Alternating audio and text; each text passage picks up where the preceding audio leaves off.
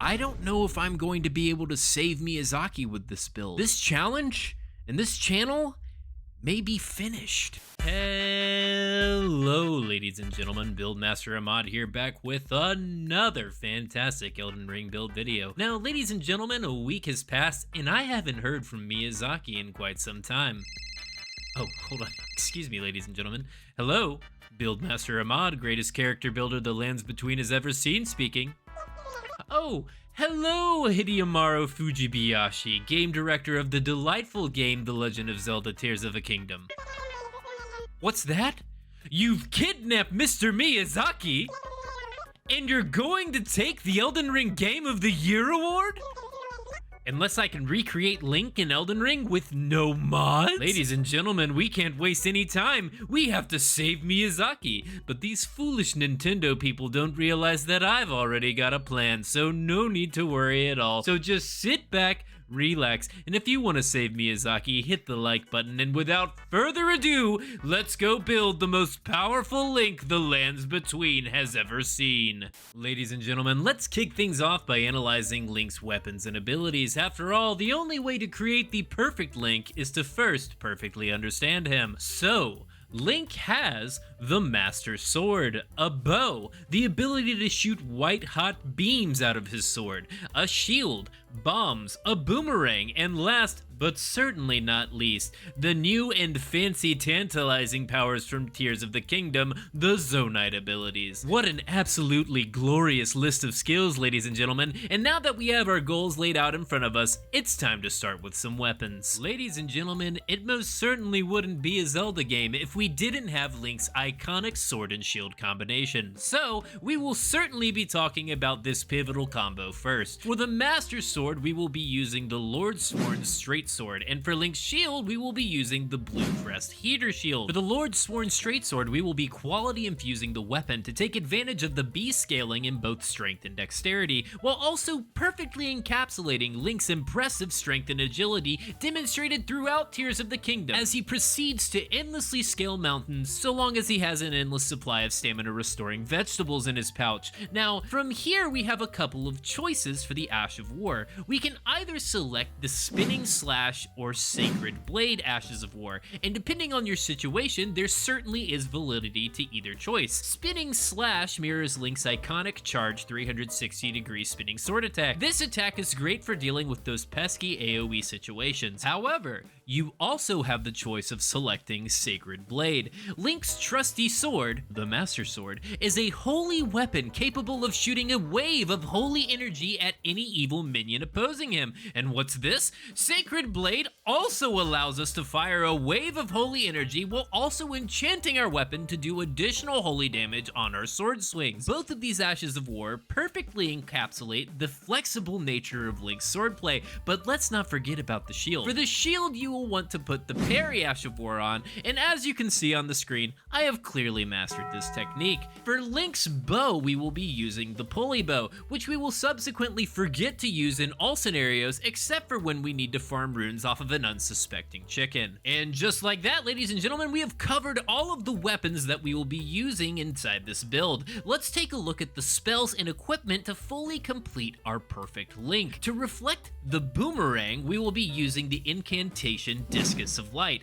Now, we will not be spending enough points and faith to make this a powerful boomerang, but regardless of how much faith we put into this build, this meets the bare minimum of having an attack that flies out of your hand and comes back to you after a short time. And for our last piece of equipment, we will of course be talking about bombs. In Elden Ring, to represent the bomb, we will simply be using fire pots. Now, ladies and gentlemen, up to this point, our quest has been going along swimmingly. I didn't see any obstacles in our way keeping us from rescuing our unwilling compatriot, Miyazaki. In my mind, we were beating Nintendo at their own game.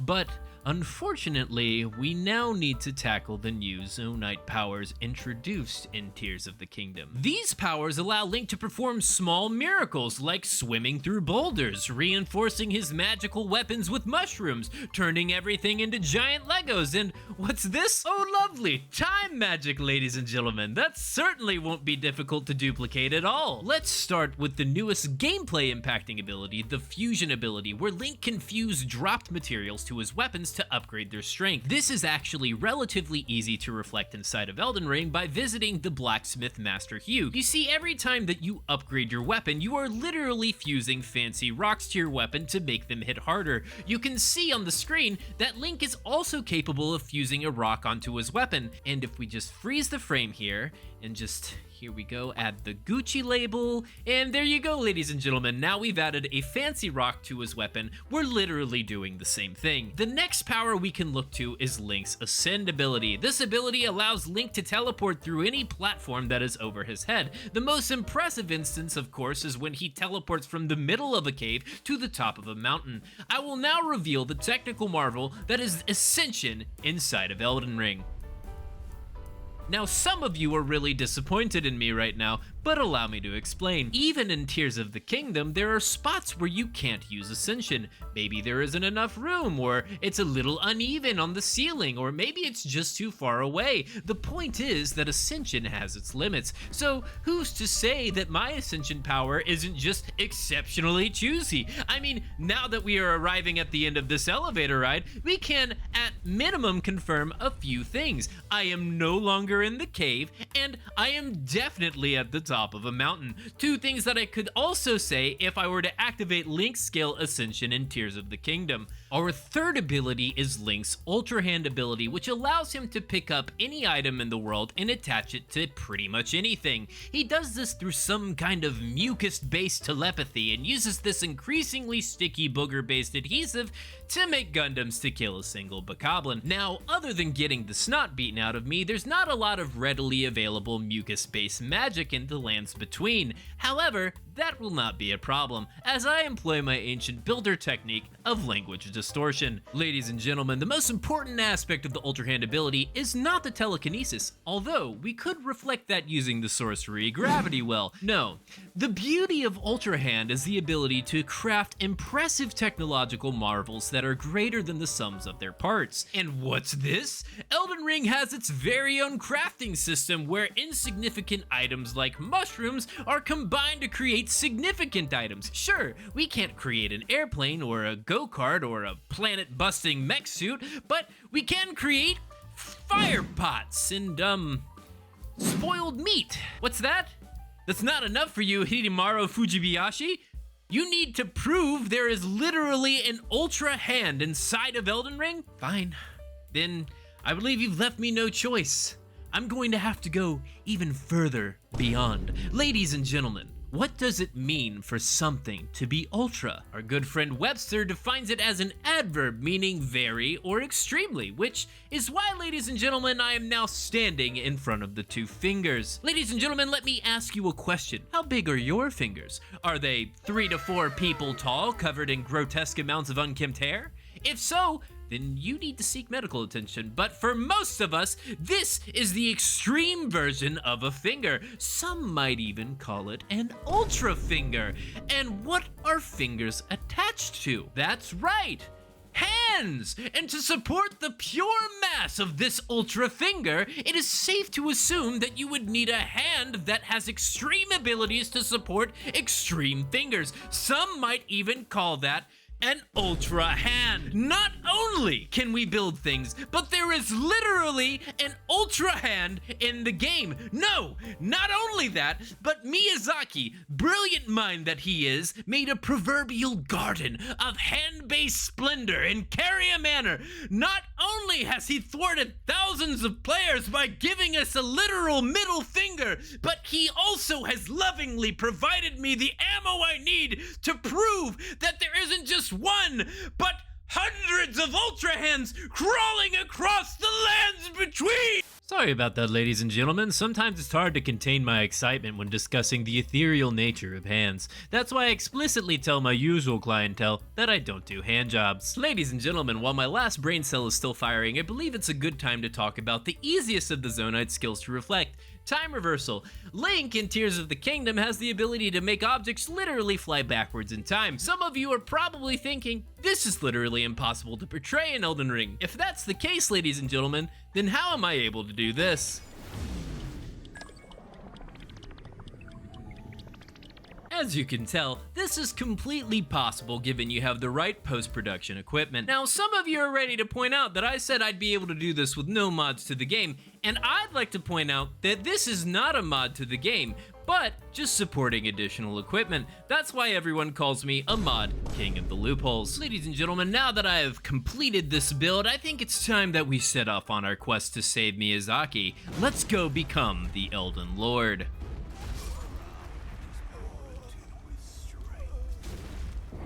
Okay, let's go become the Elden Lord. Okay, just shaking off the rust here. Ladies and gentlemen, I believe I spent so much time writing half-witted jokes that I accidentally forgot to make the build good enough to carry my subpar gameplay. This is awkward. I hate to say it, but I don't know if I'm going to be able to save Miyazaki with this build. This challenge and this channel may be finished. Hey! Go away, Navi. You aren't even in this game. Listen! No, Navi, I don't care. Hey! Oh God, what? What? Don't you see I'm in mourning right now? No. Navi, the fierce deity set is not in Tears of the... Oh, Navi? Hey! Hand me that mask. Ladies and gentlemen, we will need one weapon to unleash the full unbridled power of the fierce deity. That weapon is the Godslayer's Greatsword. Now, the fierce deity actually comes with a sword as well called the Fierce Deity Sword. This weapon's hallmark is its unique double helix pattern. Not only does the Godslayer Greatsword look the part, but by activating the weapon art, the Queen's Black Flame, we're able to produce a magic flame that is antithetical to the canon antagonists of Elden Ring. That is to say, this sword produces the literal flame of evil's bane, meaning that I have perfectly granted the hero of time with the power to squelch the evil ginger ruling over Hyrule and the lands between. Ladies and gentlemen, now that we have sufficient equipment to offset our staggering lack of skill, I think it's time that we talk about some talismans. We will start things off with our favorite sacrificial friend, Alexander. With Alexander's Jar Shard, we can boost the amount of devastating L2 power we generate with our sword. We will also pair this with the Fire Scorpion Charm to bolster how much fire damage we do with our L2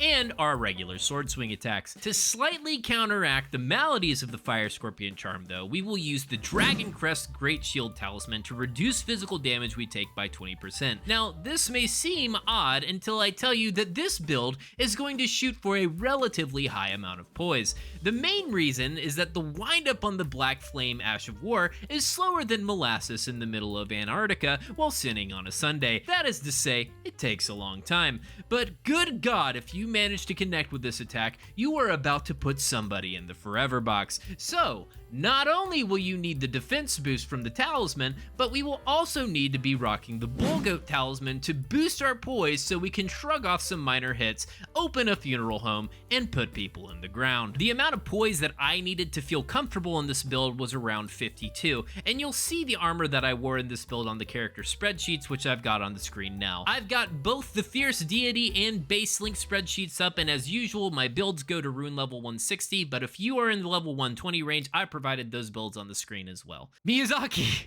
I did it! I brought Link into the lands between! What? Hidemaru Fujibayashi said that he kidnapped you and he was gonna take your Game of the Year award! You weren't kidnapped at all.